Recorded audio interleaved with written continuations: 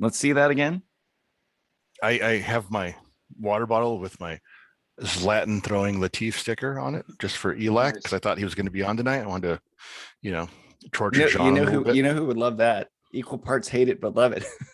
I was going to send him to Solar. I was going to send him one. You should. Hello, everybody. Top of the table for Tuesday, July the 20th. Brian Bentley, Mark Villa, Honk Alexander. Joining us on video. Alexander. Mark is in the Every Breath You Take police video.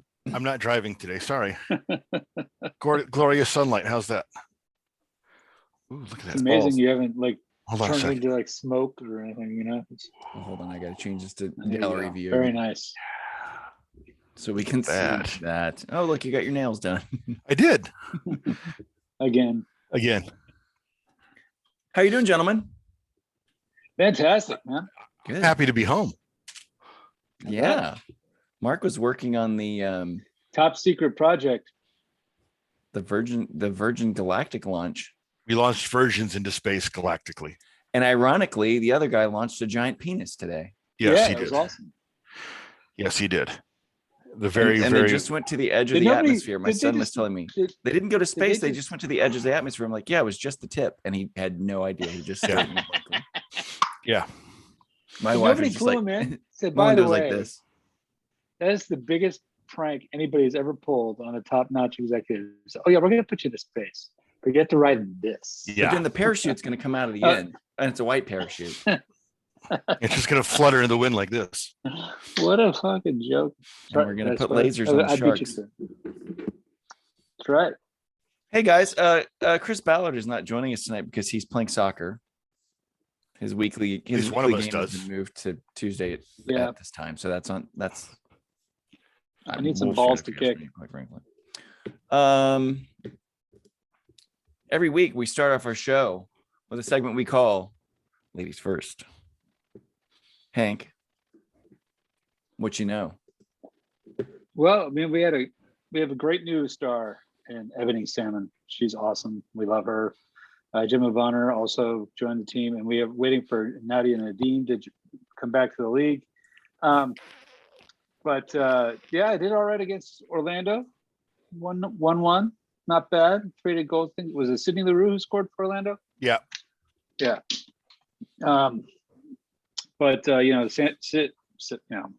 Was it Orlando Pride? Sorry. Most of their team away, all their good players are away with the team, with the U.S. women's team. So I was glad we got the draw, hoping for more. But we haven't played since. So it was like a week and a half ago, it feels like. I'm not sure when. But coming back next week against Washington Spirit, who've been playing well. So we'll see. Trinity Rodman, Brian Bentley, Trinity Rodman. She's a badass. She is a total badass. She is such a badass. She is amazing. And that could have been your team, Brian. Just saying. But it's not. It's who did we make take Washington? I have to go back and look. Somebody came on. Tyler, I texted Tyler right before to see if you want to come on. He said he was at the gym, and he sends a picture, and he was wearing his OL Reign t-shirt. Nice. There you go. But who we need to check in with. It's our friend Christina Murillo, who Chicago Red Stars now are second in the table with 17 points. Yeah. Where'd that come from? And who's first? We're getting to that. The Thorns. Hold on a second. But you know what? Portland Thorns top of the table with 19 points. Do you realize the gap between first and seventh is only 4 points? Yeah. Yep. I mean, Louisville's 8 with 11 points, but I mean, it's still. Mark, what you got for the Thorns? Watched the game the other night, and I had to send my friend who works for them an email and ask if Kelly Hoobley was really as tall as she looks on TV, because man, she just looks imposing in defense. Yeah. And I can't imagine, being a smaller player coming up against her. It's like I used to, we had years ago, there was a game at the Rose Bowl Galaxy against Barcelona. And I think AJ and Omar were both rookies. It was their rookie season. I went to that game. Thierry Henry was driving on AJ, just and AJ just played it perfectly. But I kept thinking, man, how terrifying must that be to be a rookie and have, someone Have like that, Thierry have Henry that charging Yeah. at you. Yeah. Yeah. And I now look at it in reverse, think, man, Kelly Hubley is imposing. She's got game. She gets the angle. She knows how to play. She anticipates. And it must be daunting as hell to come up against her just physically, let alone her ability within the game. Because at that point, it just blew me your away. brain starts going, well, I'm going to take off on the outside, go around. No, I'm going to cut in. Well, no, I'm going to try to pass and have a quick, ticky-tacky down the side. It changes everything. She's got a stride that's just, she has a stride and she can catch you quickly, which to me is just an amazing thing. So I love watching the women play. I love watching the Thorns play.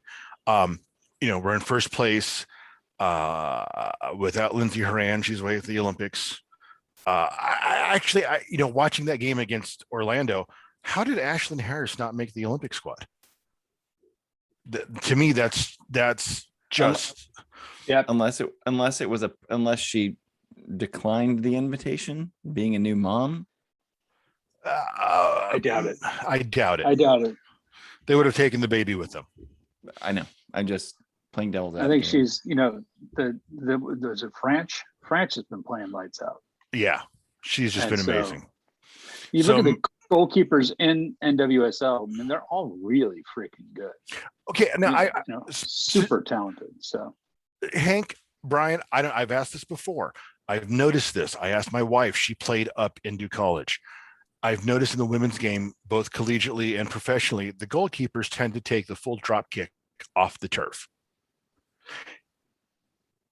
Why do we? Is there some kind of physical advantage to playing the ball that way that they get out of it? Been playing Route 1 soccer?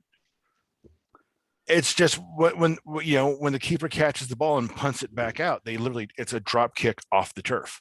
It bounces off the turf before they kick it. I don't understand. Oh, like the volley.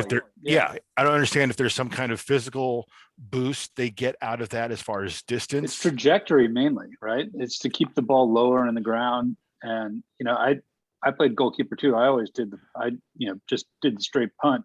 Right. Mainly because I didn't have the coordination to do the drop kick. The timing, I always got it wrong. Right. And so kicking it right to the other team, it would put it right back in my face. But is it trajectory then, or is it? I think it's trajectory. Okay. Mainly. Honestly, I don't know. That's a good question. But ask Kayla. I'm going to have to ask Kayla. I'll ask Kayla to ask her keepers to answer that question for me. And if she can do it, like record it, that would be cool. I'll ask her to do that. I will ask her for that. My North Carolina Courage fell 2-1 to the Houston Dash. Houston Dash now third in the table.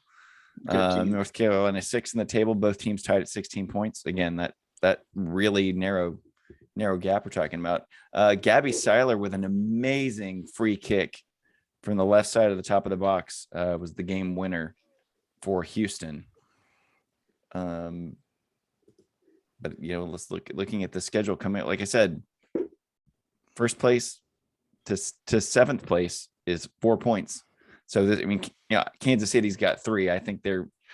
So you're looking at the table right now, right? Yeah. Is it as jacked up as MLS, where one team has already played 17 games and another team's only played 11? No, the disparity is only 9 and 11.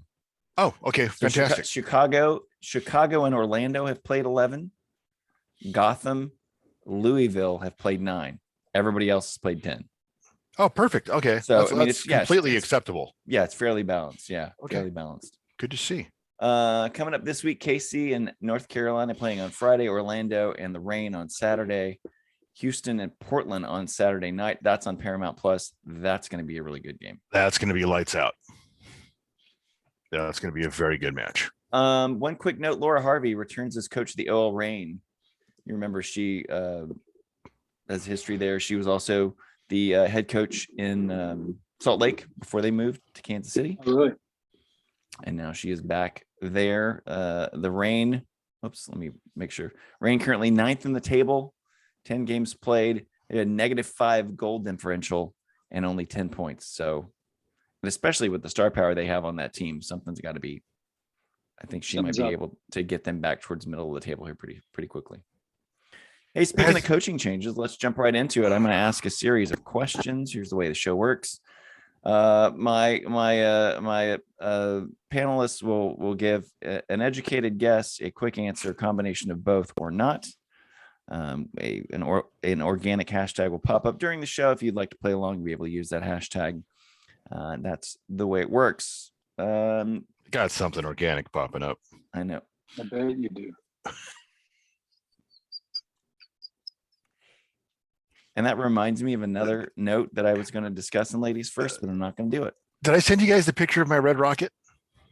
Yes, you did. Okay. We discussed that before. Okay. I don't know if we discussed it on the show, but we did discuss Mark worked the Virgin Galactic, and they gave him a temporary tattoo, which was red and a rocket. Before you start tweeting us Cartman gifts. We had some kids from ASU who did a experience with the design team a while back, so we brought them out for the gig to show them some real life experience. And they were tasked. A couple of those kids were tasked with face painting for the kids of the future astronauts, and they had to practice to get it right because they were really difficult stencils. So I had red rockets all over my arm by the end of the night. Because they had to save the blue paint for the next day because the Virgin colors are blue. So yeah, I had red rockets all over me. Yeah. It's like having sausage in my pockets at the pound. It was just everywhere. I bet. So they were putting red rockets on little kids' face. Speaking of coaching changes. The kids got blue rockets on their faces. Okay, let's move on. I just got red rockets on my arms. We've already had 3 hashtags happen. None of them would be good for the show. Speaking of coaching changes, Gabriel Hines is out in Atlanta after 17 games. Everybody, let's feign surprise. Who's to blame? And how do you fix it, Hank? I think Hines is to blame. And they took the steps to fix it. You got to get somebody in there who can be a better star manager and team manager, because that team's got talent and they shouldn't be doing what they're doing. I think it was a mistake to put them there in the first place. So, Mark? I think this goes back to the American mentality and why we ended up with Greg Berhalter. I think that's why we ended up with Jurgen Klinsmann. True. We're going after. I think American teams tend to go after names. The Galaxy did it with Steven Gerrard. Oh, fuck that guy. No, the guy from yeah, the Dutch guy. The Dutch guy. Good. Yeah. Ruud Hullet. They try to go after these foreign names, thinking that just because they're European, they're going to be good coaches, and there's no evidence to back that up. I think Atlanta, and Hank, you know about this as well as I do, having a club with a very bad front office structure who just doesn't fucking get it. You know, the Galaxy have been mired in mierda for way too long now in the front office. And it's the coach's fault for what the team has done. It's a front office fault for allowing that coach to last this long, for bringing him in, for not doing a better job at managing that manager.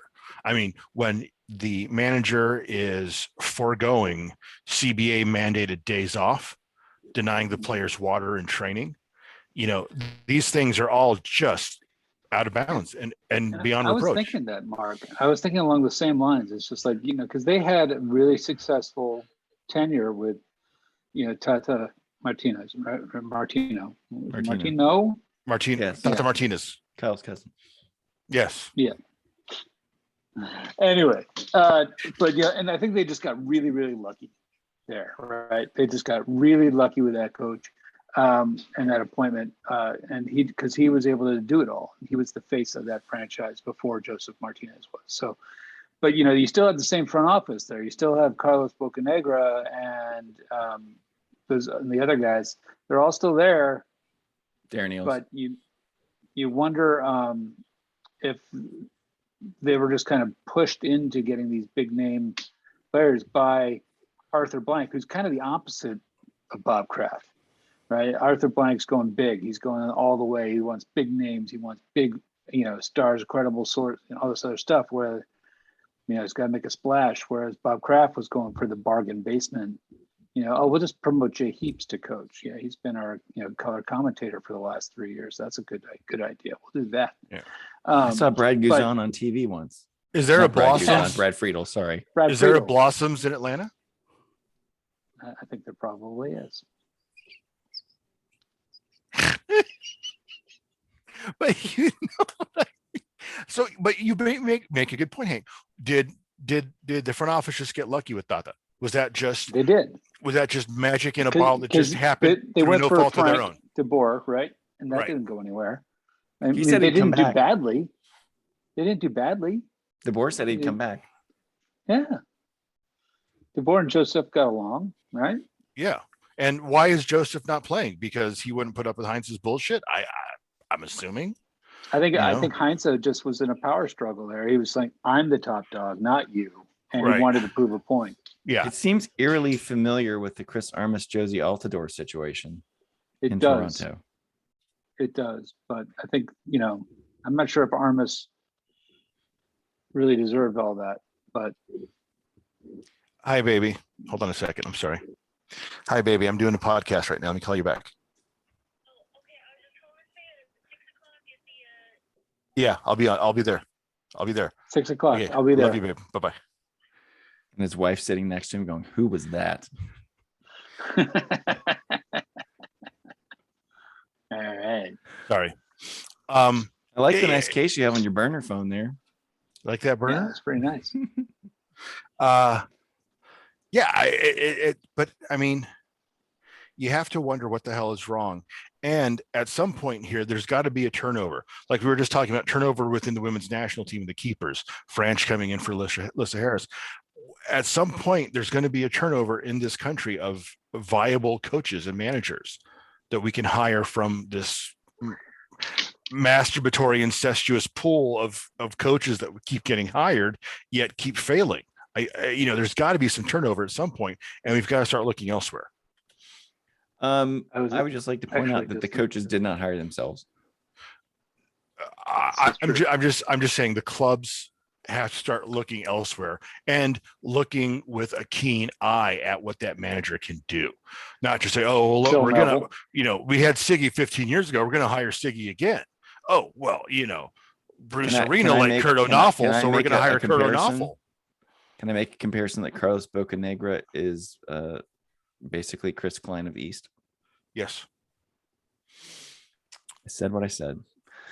Question number 2. Now that Josie is back, he scored a goal this week. How soon before Joseph Martinez is back, Mark? I think he's back this weekend. Hank? Agreed. There's no reason to keep him out, is there? I mean, I don't think he's injured. There was some COVID thing earlier, but I think he's been training off to the side. That was the coach's decision, but available for full training. I think he came back from South America, he was ruled positive when he came back from South America. I think. Don't hold me up. Yeah, there was something there about the corona, but it was. I think he's fine now. I think he maybe doesn't start. Maybe he does, but maybe they bring him in off the bench and he scores a wonder goal and they have a big celebration.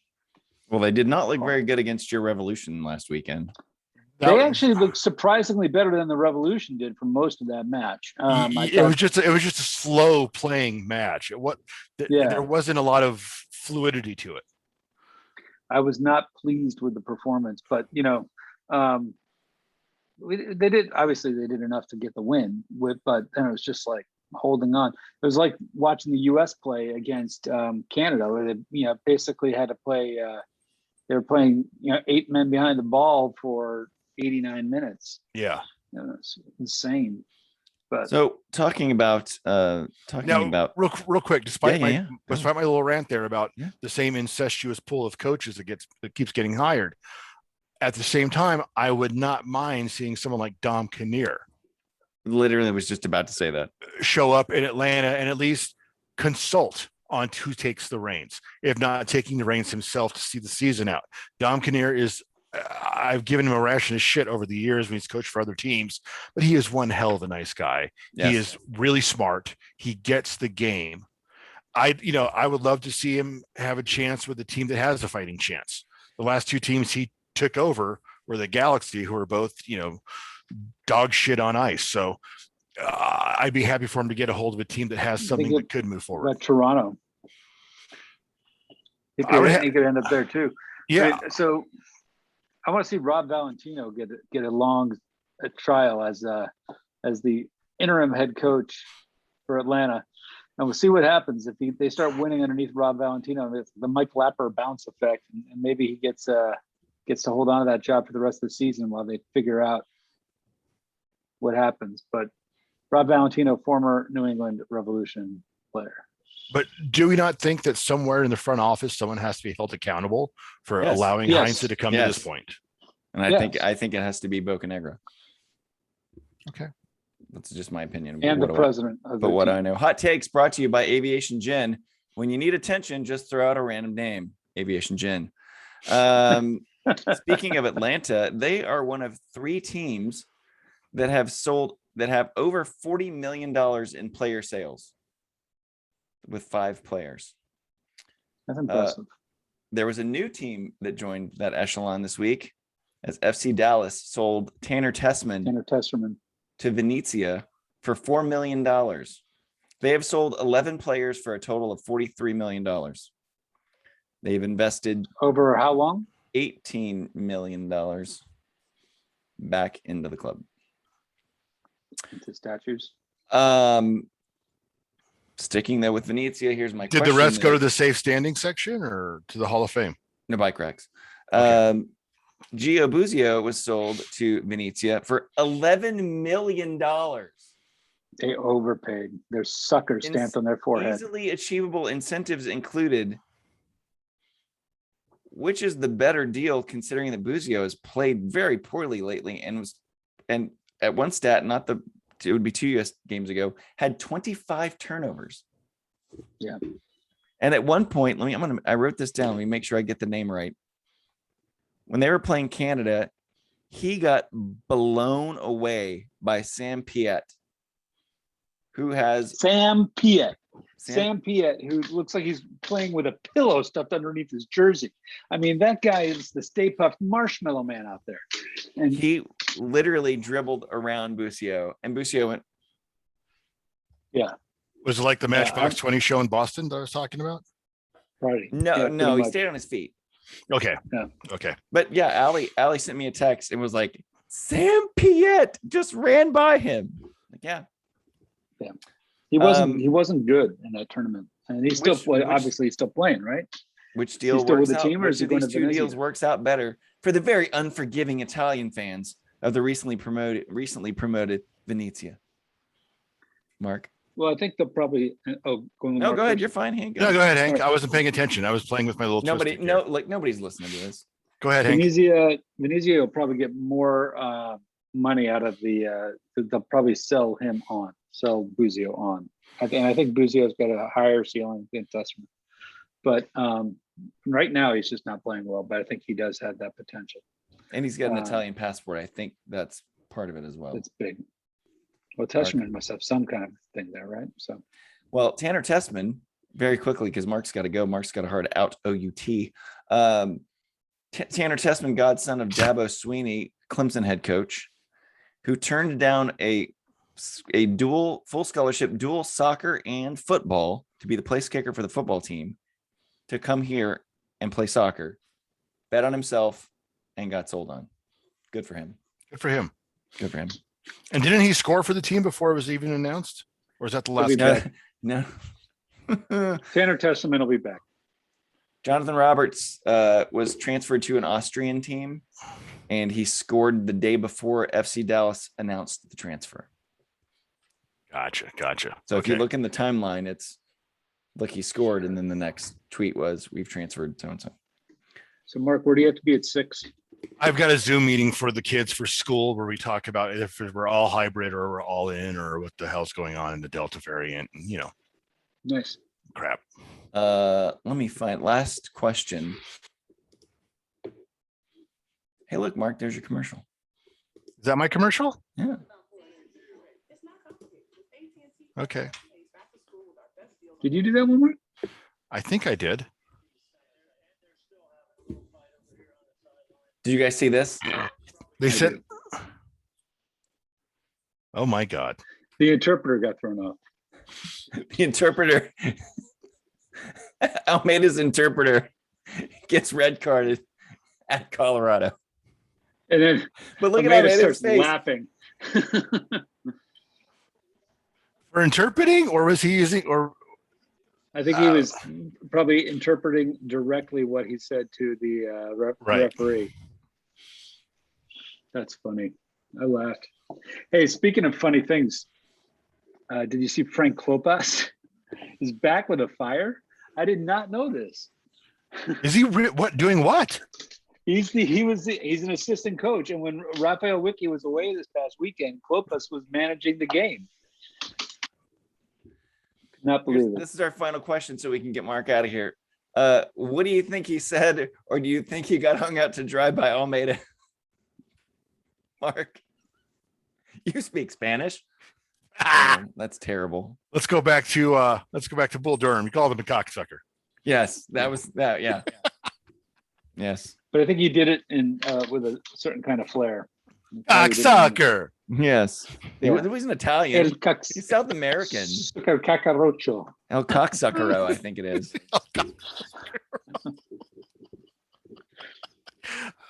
You know it's getting ready to happen, right? Yeah. Play along this week with El Cocksuckero. It's our hashtag. Hashtag El Cocksuckero. And I swear to God, if I search this tag, nice. Did you buy it from the AFCRichmondShop.com? It was a birthday present. Thank you guys for the birthday wishes. I've used them very well. I'm gonna be really mortified and upset whenever I search the hashtag El Cocksuckero, and not what we want show related comes up. You know, I can't wait. Be top of the table TV. One of these weeks, we need to talk about our followers around the world. Oh shit! What about Evan? Oh, fuck. You know, we got to go. I was going to talk to him. Sacramento's got a head coaching vacancy. We were going to talk to Evan Ream. Mark, did you see the hashtag, by the way, for Evan Ream's new Eat food Evan cooking? Sack? Evan Ream eats sack. Yeah. I love you, Evan. I really do. I love you, Evan. Sorry, again, we forgot. Sorry, Evan. Thanks. I was going to discuss their coaching vacancy because we were talking all about it. We got to go. Mark's got. And we still got to talk about the groundbreaking on Sacramento's new stadium. I know that we got to get that done. Yeah, we'll figure it out. Play along. Sorry, Evan. Hashtag El Cocksuckero. Nothing but love for you, buddy. Don't know how I feel about that one. And you can also hashtag Evan Ream eats sack. I kind of feel like let's just go with Evan Ream eats sack. How about that? All right, Evan Ream eats sack. I'm down. Because he was talking about Evan Ream was taking pictures of food, and I had suggested that he tour some of the local restaurants there in Sacramento and take pictures of their food, and Evan Ream eats sack. Sacramento is too long to spell out for a hashtag, so Evan Ream eats sack. Effective hashtags, yes. Yeah, why not? That's way better than what we had. Anybody got anything they want to plug before we get out of here? I'll plug top of the table TV. How about anything related to the show, Mark? No, sorry. Hi. Bye. Give your socials really quick, Hank. Let's go 5 on the Twitter and also on Instagram. Mark. At the Mark Via on the Twitters. I have an Instagram. I don't know what it is. I'll have to look at it. You don't need to. Don't go there.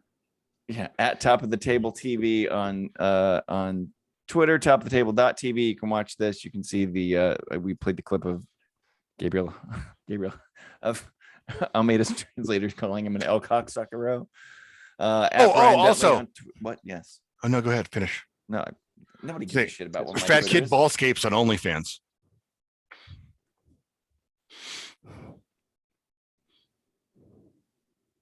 That's it, guys. We'll see you next week.